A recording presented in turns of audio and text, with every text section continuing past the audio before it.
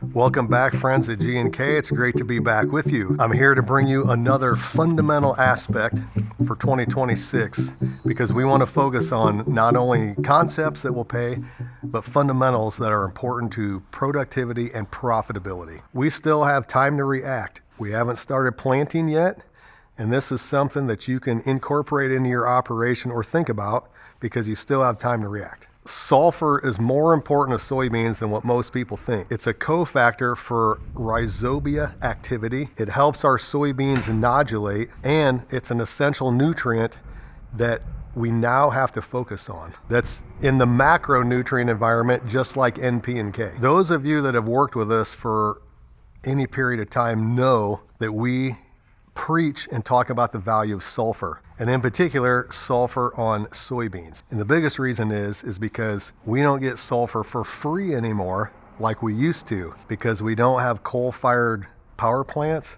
We burn ultra low sulfur diesel, and the Clean Air Act of the 90s cleaned up the atmosphere, so we don't get free sulfur deposition from rain events. As a matter of fact, because of that, we have burned up all this free sulfur that we've had for decades that now does not exist in our soils. Atmospheric sulfur is gone, and as you can see by looking at deposition maps from the US for the last 20 years, you can see how it's trended from 20 years ago to today, which essentially we burned all the sulfur up. We really no longer treat sulfur as a soil amendment, and I'll tell you why.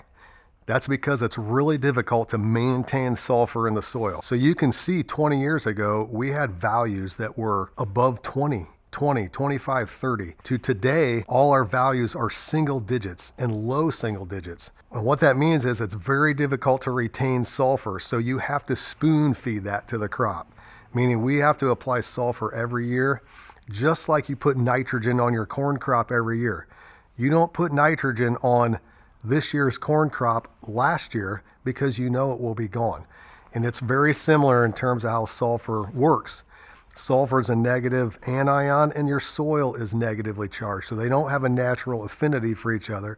So we have to keep pumping that system with sulfur to keep it in place for the year. If you see there's a few spikes in the process or in the progress of it, and where those spikes come in are where gypsum applications were made the year prior to samples being pulled. So we got quick spikes by bulk scrubber gypsum because at that particular time we were able to get good buys on gypsum and made it an affordable application. But if you notice, look how quickly they'll revert back. And so that shows you the solubility of sulfur and the movement of sulfur, meaning it's a lot more advantageous to kind of spoon feed sulfur to your crop. It's very difficult to build like potash. If we have potash, for example, you can put high rates of potash to build a farm and it will hold those levels for a period of time.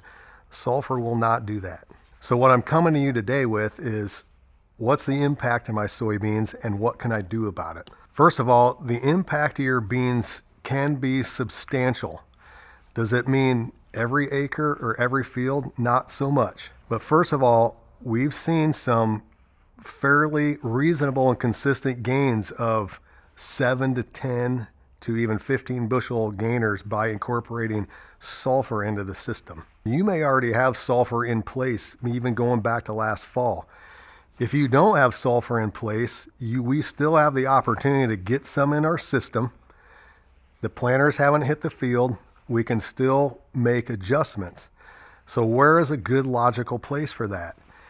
Good areas for the most response begin with higher organic matter fields, heavier soils, maybe better drained soils, your high yield environments, so 70 plus bushel bean environments. You know your farms, those ones that are capable of supporting good yields, great targets for sulfur. And most importantly, early planted soybeans. Early planted beans almost always respond to sulfur as opposed to later beans or June planted beans. The fields that you know you're going to target as early planted would be a place I would go to with sulfur. So to support and supply enough sulfur in the system, it generally takes about 20 to 25 pounds of sulfur to get a yield response.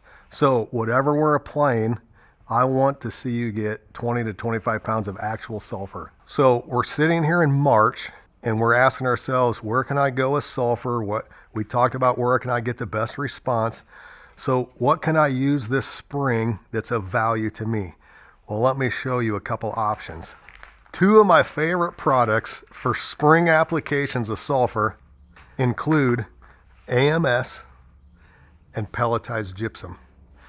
So we're looking at a pile of AMS. This is a great product. Sulfate sulfur, very stable, and an N source. Actually, AMS is a good choice because it brings ammoniated nitrogen, which will actually help soybeans nodulate, which is a side benefit. AMS is a great product. Ammonium sulfate. Another favorite product of mine is pelletized gypsum, which is exactly what this is. This is actually a specialized product called Sulfur Plus. So all Sulfur Plus is pelletized gypsum, which has been around for a long time. Sulfur Plus is pelletized scrubber gypsum out of a power plant from Louisville, Kentucky, that they impregnate with a fulvic acid. It makes a very nice product.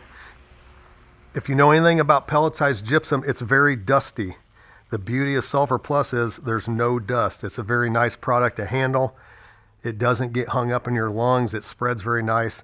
Great source of sulfur. It's important to note, pelletized gypsum or Sulfur Plus, notice, is a 17% sulfur. AMS over here is a 24% sulfur. So obviously the percentages are different. The sulfur is the same. So really what it comes down to get 20 or 25 pounds of actual sulfur, we have to adjust our rates to compensate based on our percentage of sulfur.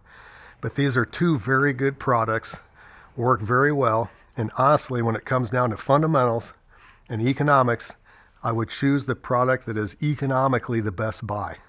So there are other sulfur products like elemental sulfur, and there is still bulk gypsum in certain pockets of the country that's available, but elemental is an option. The only issue with elemental is it's not really an issue, but it's elemental form. These are sulfate forms.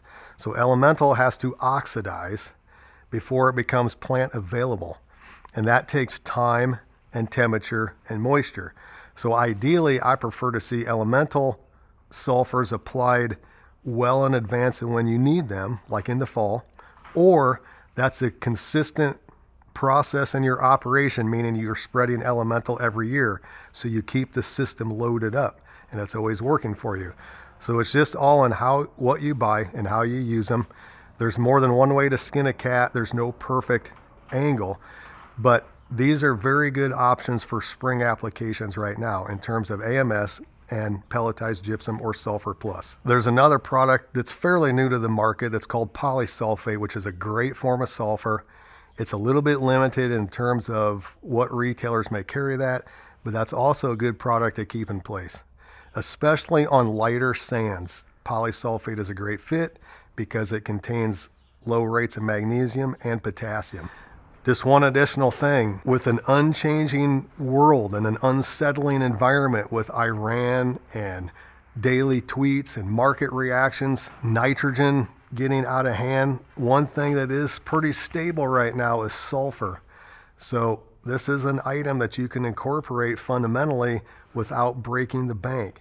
So keep that in mind. Don't close your eyes to something that's a pretty good gainer for a low investment. Hopefully this is a concept that you can ponder and think about for your farm as we close in on planting day, and you can bring this to your operation. And thanks for tuning in. Always hit like and subscribe to our channel. And until then, we will see you in the next video. Period. Peace out. Right here, AMS. We can see the sign. It even says Sulfur Plus. What is that crap? I forgot to add something. So yeah, I'd kind of like to see a planter running. So when I say early planted beans, like have a planter. Okay. You know what I'm saying?